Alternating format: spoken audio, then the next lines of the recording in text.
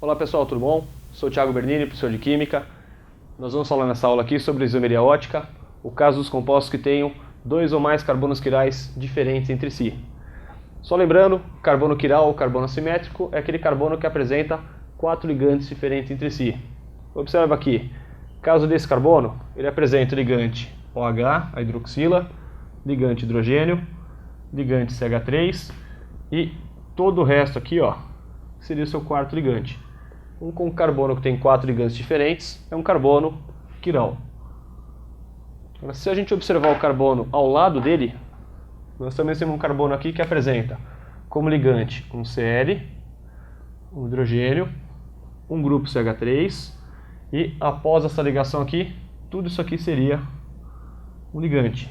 Então marcado em azul aqui a gente tem os 4 ligantes desse carbono. Como os 4 ligantes são diferentes entre si, esse carbono também é um carbono quiral. Quando a gente tem dois carbonos quirais diferentes, a gente vai tentar fazer agora a representação dos isômeros óticos possíveis com essa estrutura. Porque cada carbono quiral aqui vai ser responsável por um tipo de desvio da luz polarizada. Então a gente acaba tendo mais do que duas opções de disposições espaciais diferentes. Para não se perder, a primeira coisa que a gente costuma fazer é pegar essa cadeia que está na horizontal e girar ela para representá-la na vertical. A gente conseguir usar os ligantes aqui do carbono quiral como orientação para a direita ou para a esquerda. Então, vou girar a molécula e deixar ela representada aqui. Eu passo a ter aqui a mesma estrutura com os dois carbonos quirais. E eu passo a observar, nesse caso aqui, a hidroxila e o cloro projetado para a direita. Não sei como identificar essa molécula, que não tem nada na sua estrutura que represente para que lado que eu desvio. Então, estou supondo. Trata-se de um isômero que eu vou denominar de destrógeno, supondo que ele desviou a luz para a direita. A gente sabe que o inverso a ele, o equivalente à sua imagem no espelho, a disposição espacial com os ligantes do lado contrário, OH e cloro que estava à direita, representei OH e cloro à esquerda, eu passo a ter a representação do que seria o isômero que causa um desvio contrário a esse. Como nós falamos que esse aqui seria o destrógeno, então aqui o composto com os mesmos carbonos quirais, porém com orientação do OH e Cl contrária, estamos supondo que é o isômero levógeno. Lembrando que esses dois aqui são dois isômeros ativos, porque desviaram a luz polarizada, e como eles apresentam a relação objeto-imagem, são conhecidos como enantiômeros ou enantiomorfos. Agora a questão é tentar fazer algo diferente. Então eu vou pegar ali e vou desenhar uma molécula, onde eu vou representar metade da disposição equivalente a esse destrógeno, e a outra metade, o que seria aqui no segundo carbono quiral, equivalente ao levógeno. Perceba que eu passei a ter hidroxila para a direita e o cloro agora para a esquerda. É uma disposição espacial diferente dessa e diferente dessa. Ou seja, se eu quiser saber se realmente é diferente, basta eu puxar uma imagem sobre a outra e ver se ela se sobrepõe. Se uma imagem se sobrepor com a outra, trata-se do mesmo composto. Se uma não se sobrepõe com a outra, eu passei a ter um isômero diferente. Você pode ver que em relação a essa, a parte de baixo fica igual, porém a parte de cima fica diferente. E em relação a essa daqui, a parte de cima fica igual, mas a parte de baixo fica diferente. Ou seja, elas não se sobrepõem. Passa a ser um novo isômero, uma nova disposição, consequentemente um desvio para a direita ou para a esquerda, diferente do desvio observado aqui. O ângulo de desvio entre esses isômeros e esse isômero aqui vai ser diferente. Estou supondo que com essa disposição ela apresentou um desvio para a direita, destrógeno.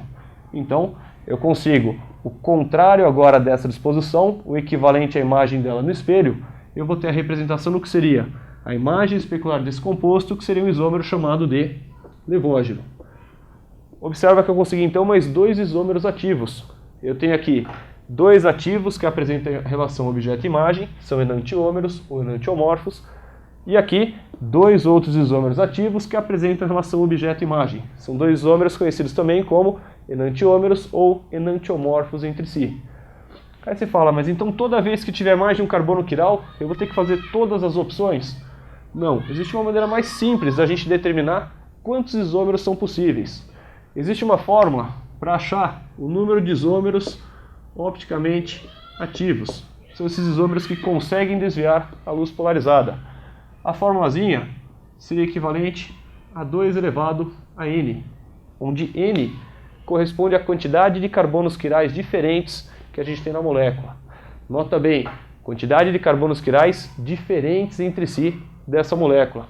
Então, no nosso caso aqui, são dois carbonos quirais que envolvem ligantes diferentes. A gente teria como resultado 2 elevado a 2, o que vai ser 4 isômeros ativos. 4 isômeros ativos, percebam que metade é destrógeno e metade é levógeno. Então nós teríamos daqui 2 isômeros destrógenos e 2 isômeros que são levógenos.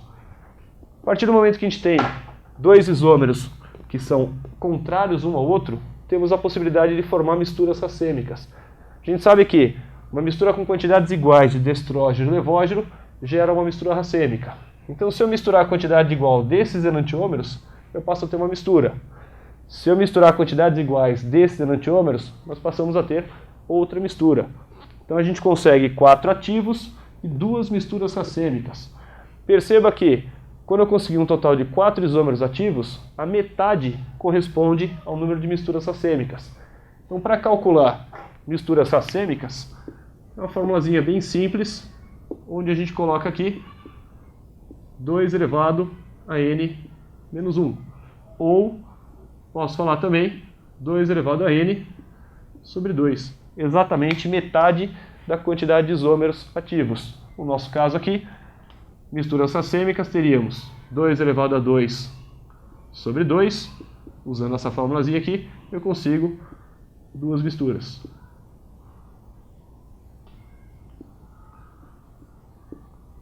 Ok? Então é isso, gente.